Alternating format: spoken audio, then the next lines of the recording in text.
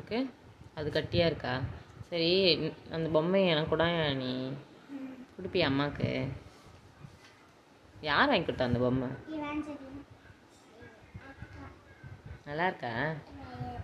நல்லா இருக்கா? பிடிச்சிருக்கா? எனக்கு ஷேர் பண்ணுவியா நீ? தேங்க்யூ.